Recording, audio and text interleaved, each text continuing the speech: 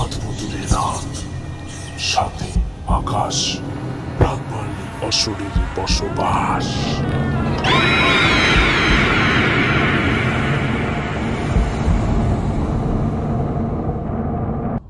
Welcome back, তোমাদের সবাইকে স্বাগত জানাচ্ছি আমার ইউটিউব চ্যানেলে। আমি তোমাদের সাথে আছি আকাশ, আর তোমরা শুনছো অদ্ভুত রাত। আর আজকে আমাদের সাথে একটা না দুটো ঘটনা আছে আমাদের সাথে। প্রথম ঘটনাটা হচ্ছে আমাদের একটা ব্রহ্মদৈত্যকে নিয়ে, আর দ্বিতীয় ঘটনাটা হচ্ছে আমাদের একটা ওড়নাকে নিয়ে। ওড়নাটার ওপর কীভাবে একটা ঘটনা সেটা নিয়ে বলবো, ঠিক আছে? তো বেশি কথা না বাড়িয়ে আমাদের প্রথম ঘটনাটিকে চলে যাওয়া যাক। সো শুরু করছি আমাদের প্রথম ঘটনা।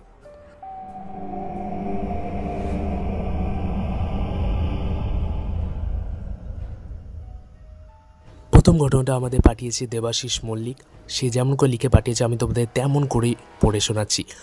হাই আকাশদা, আমি দেবাশিস মল্লিক। আমার বাড়ি সল্ট লেকে।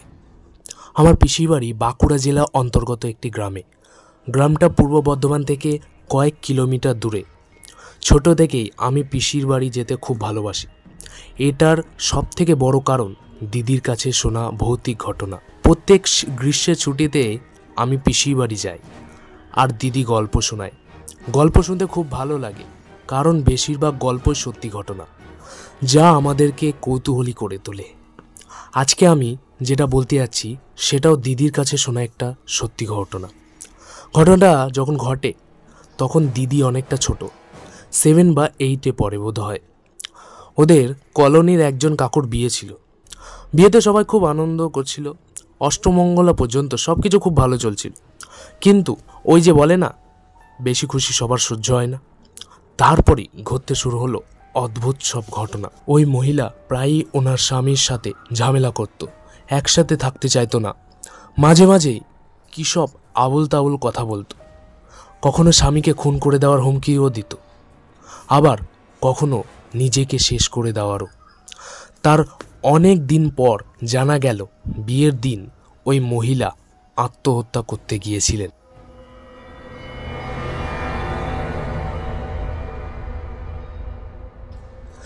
সবাই ভেবেছিল হয়তো তিনি বিয়েটা করতে চায়নি, কিন্তু ঘটনা ছিল পুরোপুরি উল্টো। আসলে বিয়ের আগের থেকেই ওনার সাথে ব্রহ্মদৈত্যের সহবাস ছিল। ব্রহ্মদৈত্য জিনিসটা কি সেটা একটু বলি। আমিও এটার সম্বন্ধে খুব একটা জানি না, তবে দিদির কাছে যতটুকু শুনেছি ততটুকুই বলছি। ব্রাহ্মণ বংশে পুঁইতে পড়ানো বেশ কয়েকটি নিয়ম আছে। 7 বছর বয়সে ছেলেকে ন্যাড়া করে 3 দিন 3 রাত্রি একটি ঘরে আবদ্ধ করে রাখা হতো। নিয়ম ছিল কোনো রকম আলো বা কোনো রমণী যেন সেই ঘরে প্রবেশ না করে। 4 দিনের দিন সকালে দরজা খোলার পর ওই ছেলেটি ঘর থেকে ছুটে বেরিয়ে আসে। তখন ওই ছেলেটিকে আটকে রাখতে না পারলে সে সন্ন্যাসী হয়ে যেত। এটাও শোনা যায় যে যখন ওই ছেলেটির মধ্যে অপরিসীম শক্তি থাকতো, সেই সময় 4-5 জন বড় মানুষ মিলেও তাকে আটকানো মুশকিল হয়ে যেত। যে সন্ন্যাসী হয়ে যায় সে মারা যাওয়ার পর জন্ম হয় ব্রহ্মদৈত্যের। সীমিত অবস্থায় কোনো নারী স্পর্শ না পাওয়ায় মারা যাওয়ার পর তারা নারী স্পর্শ পেতে চায়। ব্রহ্মদৈত্যের প্রধান নজর থাকে কুমারী মেয়ের এবং কম বয়সী মেয়েদের ওপর, এবং ও যাকে একবার আকর্ষণ করে তাকে আমৃত্যু পর্যন্ত আর ছাড়ে না। যে নারী ওনার সহবাস মেনে নেয় তাকে ধন দৌলতে ভরিয়ে দেয়। সহবাস মেনে না নিলে তার জীবন নরক করে তোলে এরা।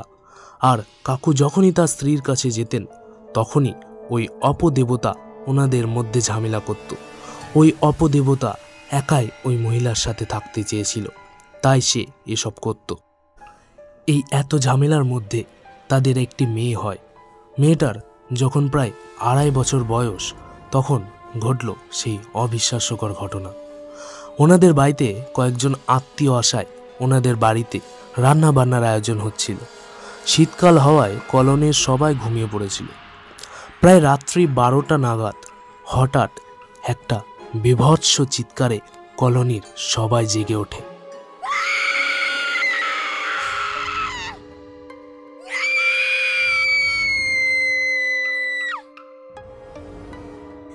চিৎকারটা ওই কাকুর বাড়ি থেকে আসছিল। সবাই সেখানে গিয়ে দেখে ওই মহিলা নিজের গায়ে কেরোসিন তেল ঢেলে আগুন লাগিয়ে নিয়েছে। আগুন এতটাই দাউ দাউ করে জ্বলছিল যে কেউ এগিয়ে গিয়ে আগুন নেভাতে সাহস পায়নি। কিছুক্ষণের মধ্যেই ওনার সারা শরীর আগুনে পুড়ে কুকড়ে প্রায় 1.5 হাতে সমান হয়ে গেল। সবাই যখন ওনাকে হাসপাতালে নিয়ে যাওয়ার তোড়জোড় করছে, তখন ওই মহিলা বলে ওঠেন, আমি আবার ফিরে আসবো। কণ্ঠস্বরটি খুবই কর্কশ ও ভারী ছিল। মনে হচ্ছিল যেন কোনো পুরুষ কথা বলছে। ওনাকে হসপিটালে নিয়ে যেতে প্রায় 2টো বাজে। প্রায় 4:45টার কাছাকাছি কলোনিতে প্রায় 10-11টার মতো দাঁড় কাক একসাথে ঘুরে ঘুরে প্রত্যেক বাড়ির সামনে কা কা করে। গ্রামের সকলে এই ঘটনাতে খুবই ভয় পেয়ে যায়, কারণ কাককে বলা হয় যমের দূত। 5:30টা নাগাদ হসপিটাল থেকে ফোন আসে, উনি আর বেঁচে নেই। সবাই তখন ভয় পেয়ে গিয়েছিল যে ওই পুরুষের কণ্ঠস্বরটা তাহলে কার। এরপর দিদিদের কলোনিতে সবাই ভয়ে ভয়ে থাকত। সন্ধ্যার পর আর কেউ বাড়ি থেকে বেরোতে সাহস পেত না। গ্রামের অনেকেই নাকি রাত্রেবেলা ওনাকে ওই বাড়ির সামনে ঘোরাঘুরি করতে দেখে। দিদির একজন কাকিমা জল আনতে গিয়ে দেখে উনি নাকি কলের কাছে দাঁড়িয়ে একবার উনি কাকুকে মারতেও আসে, কিন্তু মৃত মানুষ কিভাবে ঘুরে আসতে পারে। কাকুর মা বাবা বাড়িতে একটা যজ্ঞের আয়োজন করলেন। যজ্ঞ চলাকালীন ওই তান্ত্রিক বললেন, কয়েকজন মিলে 2তলার ঘরে যাও এবং কি দেখতে পাচ্ছ আমাকে এসে বলো। যার দেখতে গিয়েছিল ভয়ে হুড়মুড় খেয়ে নেমে এসে বলল, ও ও ওপরে ওই মহিলা যন্ত্রণায় কাতরাচ্ছে। এসব শুনে ওখানে উপস্থিত সকলে স্তম্ভিত। তারপর ওই তান্ত্রিক ওই আত্মাটাকে একটি কাঁচের বোতলে ঢুকিয়ে মন্ত্র পড়া লাল তাগা দিয়ে বোতলটা বেঁধে ফেলে এবং ওই কাকুকে বলেন ওই বোতলটা কোথাও পুঁতে দিতে, না হলে ওই মহিলা মেয়ের টানে আবার ফিরে আসতে পারে। তারপর আস্তে আস্তে পরিস্থিতি ঠিক হয় এবং এখন ওই পরিবারের সবাই সাধারণ জীবনযাপন করে। এই ছিল আজকে আমাদের প্রথম ঘটনা। খুবই একটা অসাধারণ একটা ঘটনা আমরা শুনলাম। ব্রহ্মদৈত্য আমাদের পরিবেশে এরকম ঘটনা খুবই ঘটে না বললেই চলে। সো একটা ইউনিক ঘটনা আমরা আজকে শুনলাম দেবাশিসের কাছ থেকে। সত্যি তোমাকে অসংখ্য অসংখ্য ধন্যবাদ দেবাশিস, আমাদের এরকম একটা অসাধারণ একটা ঘটনা পাঠানোর জন্য ব্রহ্মদৈত্যের। আর তোমাদের কেমন লেগেছে প্লিজ তোমরা একটু কমেন্ট করে জানিয়ে দাও আমাকে। আর কে কোথা থেকে শুনছো তোমরা আমাকে কমেন্ট করে বলো। তোমরাও যদি এরকম আমাকে ঘটনা পাঠাতে চাও তাহলে তোমরা আমাকে মেল করতে পারো। আমাদের ইমেল আইডি হচ্ছে অদ্ভুতরাত@gmail.com। আমাকে মেল করে লিখে পাঠিয়ে দিতে পারো, কিংবা তোমার যদি কোনো একটা নয়েজ ছাড়া যদি একটা যেখানে নয়েজ নেই সেখানে একটা নিজের তোমার ভয়েসটাকে রেকর্ড করে তুমি আমাকে পাঠিয়ে দিতে পারো আমার ইমেল আইডিতে। তোমার ভয়েসটা যদি আমাদের ভালো লাগে বা তোমার গল্পটা যদি আমার ভালো লাগে তাহলে এখানে সিলেক্ট করে তোমার গল্পটা এখানে শোনানো হবে ভয়েসটা। সো এরকম করে আমাদের ঘটনা পাঠাতে পারো। আর বেশি কথা না বাড়িয়ে দ্বিতীয় ঘটনার দিকে যাওয়া যাক।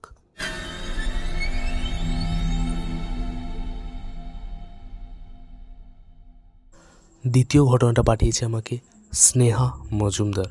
সে আমাকে যেমন করে লিখে পাঠিয়েছে আমি ঠিক তেমন করেই তোমাদের পড়ে শোনাচ্ছি। হাই আকাশদা, আমি স্নেহা মজুমদার। আমার বাড়ি নদিয়াতে। তোমার 2টো এপিসোডই আমি শুনেছি।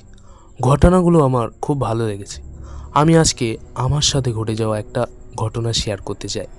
আমার দাদু মারা যাওয়ার পর শেষ বৃত্তের সময়কার ঘটনা। এখন আমি ক্লাস 10-এ পড়ি। বলা ভালো আমাদের বাড়িতে সবাই এখন ঠাকুর দেবতা ভূত প্রেত একটু বেশি বিশ্বাস করত।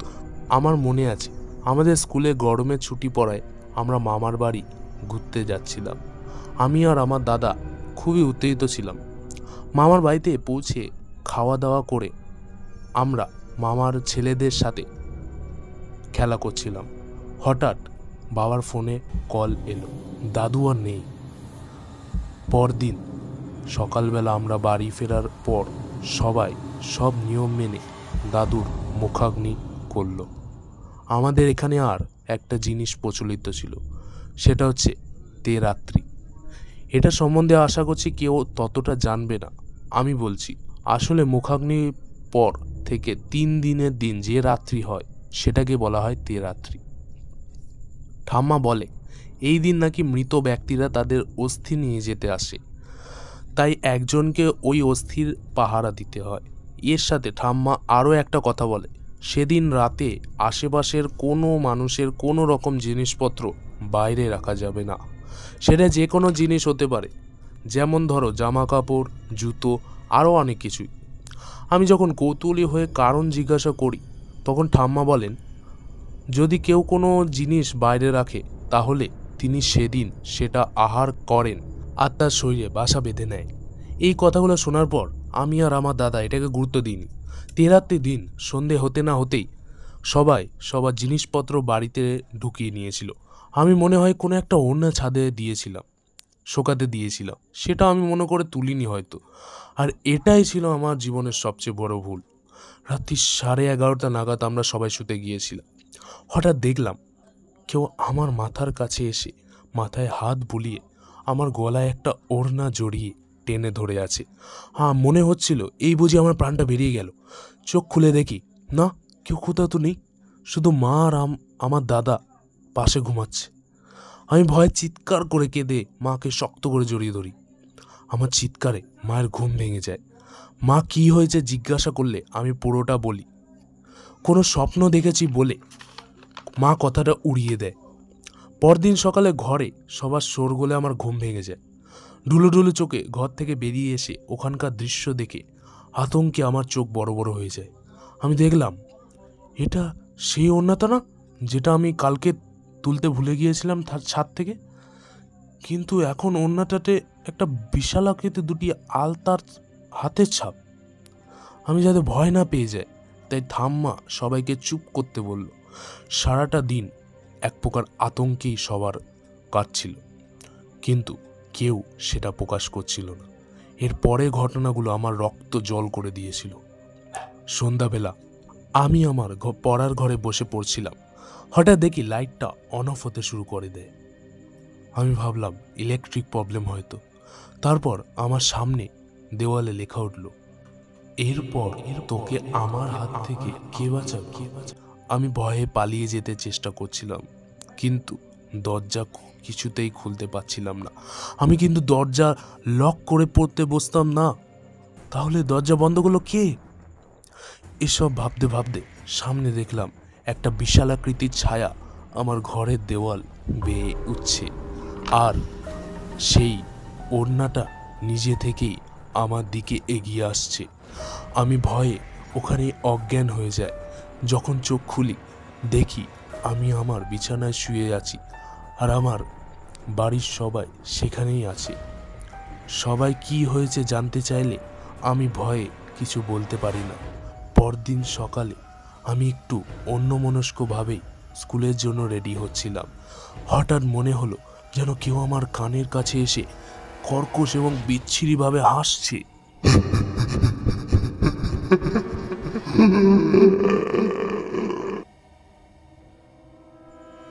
আমি ভয়ে চারিদিকে তাকিয়ে দেখলাম কেউ কোথাও নেই। এই সব ঘটনা আমাকে দিনের পর দিন কেমন যেন একটা করে দিচ্ছিল। চারিদিকে বারবার ওই লাল আলতা লাগানো ওড়নাটা দেখতে পাচ্ছি, কখনো ওই কর্কশ গলায় হাসি, কখনো কানের কাছে ফিসফিস শব্দ, কখনো ওই ছায়ামূর্তি। আমি সব সময় ভয়ে কুঁকড়ে যেতে শুরু করলাম। ঘরের বাইরে যেতে ভয় লাগতো, একা থাকতে আতঙ্ক লাগতো। কখনো মনে হতো এই বুঝি ওই ওড়নাটা এসে আমার গলায় পেঁচিয়ে আমাকে শেষ করে ফেলবে। এই সব কিছু একদিন চরমে পৌঁছে গিয়েছিল। আমি সন্ধ্যাবেলা টিউশন থেকে ফিরছিলাম। হঠাৎ মনে হলো আমার পিছনে যেন কেউ আসছে। পিছন ফিরে দেখলাম না, কেউ নেই, রাস্তা ফাঁকা। আমি ভয়ে চলার গতি বাড়িয়ে দিলাম। বুঝতে পারলাম ওই অজ্ঞাত জিনিসটাও চলার গতি বাড়িয়ে দিয়েছে। আমি দৌড়তে শুরু করি। হঠাৎ একটা রাস্তায় হোঁচট খেয়ে আমি পড়ে যাই। তারপর কি হয়েছিল আমার কিছু মনে নেই, তবে ঠাম্মা আমাকে ঘটনাটা বলল। আমি ফেরার পর থেকেই নাকি অদ্ভুত রকমের ব্যবহার করতে থাকি। ঠাম্মা, মা, বাবা সবাইকে নাম ধরে ডাকছিলাম। খাওয়ার টেবিলে বসে দাদুর পছন্দের খাবার তৈরি না করায় আমি প্রচণ্ড চিৎকার করতে থাকি। রাত্রিবেলা ঠাম্মার ঘরে শোয়ার জন্য জেদ করতে থাকি। সবাই অবাক হলেও ঠাম্মা বোধহয় ব্যাপারটা বুঝতে পেরেছিল। তাই ঠাম্মা আমাদের এক পূর্ব পরিচিতি তান্ত্রিককে ফোন করে পুরো ঘটনাটা বলে।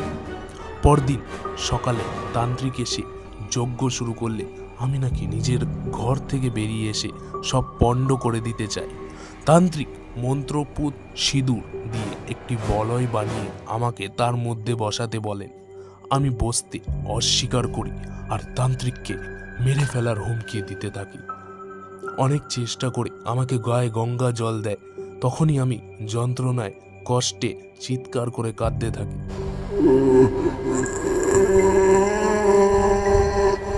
কিছুক্ষণ পর দাদুর গলায় বলতে থাকি, এই তান্ত্রিক, পালিয়ে যা। আমার ক্ষমতা সম্পর্কে তোর কোনো ধারণা নেই। আমি তোকে শেষ করে দেব। আমি ওকে ধরতে চাইনি, কিন্তু তোর অন্যটা ছাদ থেকে তোলে নেই। এবার আমি ওকে নিয়ে যাব। আমাকে কেউ আটকাতে পারবে না, তুইও না। বুঝতে পারছিস? তাই ভালোই বলছি, পালিয়ে যা। এই সব কথা শুনে আমার মা আর ঠাম্মা কেঁদে ফেলে আর দাদুর কাছে কাকুতি মিনতি করতে থাকে আমাকে ছেড়ে দেওয়ার জন্য। আমি ছোট, তাই একটা ভুল হয়ে গেছে, কিন্তু দাদু কিছুতেই মানতে রাজি নয়। এমন সময় তান্ত্রিক বলে ওই ওড়নাটা এনে যজ্ঞের আগুনে ফেলে দিতে।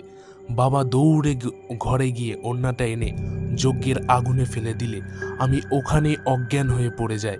তান্ত্রিক একটা তাবিজ আমার ঠাম্মার হাতে দিয়ে যান আমার হাতে বেঁধে দেওয়ার জন্য, আর তার সাথে এই আশ্বাসও দেন যে দাদুর আত্মা আর কোনোদিনও ফিরে আসবে না। তারপর থেকে আমি সাধারণ জীবনযাপন করতে শুরু করি, কিন্তু ওই দিনটা মনে পড়লে আমার গায়ে কাঁটা দিয়ে ওঠে। আমি আতঙ্কে কেঁপে উঠি। সত্যি একটা অদ্ভুত একটা গায়ে কাটা দেওয়ার মতো একটা ঘটনা শুনলাম আমরা, মানে সত্যি একটা ভয়ঙ্কর একটা ঘটনা শুনলাম। তোমাদের কেমন লেগেছে প্লিজ তোমরা আমাদের কমেন্ট করে জানাও। আর তোমাদের কমেন্ট, লাইক আর সাবস্ক্রাইব আমাদের সত্যি মোটিভেট করবে, আমাকে সত্যি মোটিভেট করবে আরও ঘটনা তোমাদেরকে শোনানোর জন্য। আর চ্যানেল যদি নতুন থেকে থাকো তাহলে চ্যানেলটাকে সাবস্ক্রাইব করে পাশে থাকা বেল আইকনটা প্রেস করে দাও। আর ভিডিওটাকে ভালো লাগলে লাইক করে দাও। তোমাদের বন্ধুদের সাথে যা যা শুনতে চাই এই ঘটনাগুলো আর যা যা ভালোবাসে এরকম হরর পডকাস্ট শোনার জন্য তাদেরকে পাঠিয়ে দাও, তাদের সাথে শেয়ার করো ঘটনাটা। আর প্লিজ ভিডিওটা লাইক করে দাও, কমেন্ট করে দাও, চ্যানেলটাকে সাবস্ক্রাইব করতে ভুলো না কিন্তু একদম। আর সত্যি তোমাকে অনেক অনেক অনেক অনেক অনেক ধন্যবাদ তোমাকে, স্নেহা মজুমদার। তুমি আমাদের পরিবারের একটা মানে কি বলবো, একটা পরিবারে একটা আমাদের অদ্ভুত রাতে পরিবারে একটা মেম্বার হয়ে গেলে তুমি আমাদের অদ্ভুত রাতে পরিবারে। সত্যি খুব ভালো লেগেছে আমাদের এই ঘটনাটা। এই মানে সত্যি একটা অদ্ভুত রকমের একটা ঘটনা ছিল। আজকে দুটো ঘটনায় পুরো অদ্ভুত রকমের, ব্রহ্মদৈত্য প্লাস আমরা শুনলাম অন্যান্য একটা তেরাত্রির দিনের, ঠিক আছে।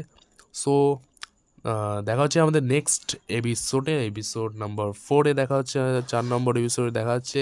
ততক্ষণের জন্য সবাইকে গুড বাই অ্যান্ড সবাই সুস্থ থাকো, ভালো থাকো, নেক্সট এপিসোড শোনার জন্য রেডি থেকো আর ভয় পাওয়ার জন্য রেডি থেকো, কারণ তোমরা শুনছো অদ্ভুতুরে রাত, সাথে আকাশ।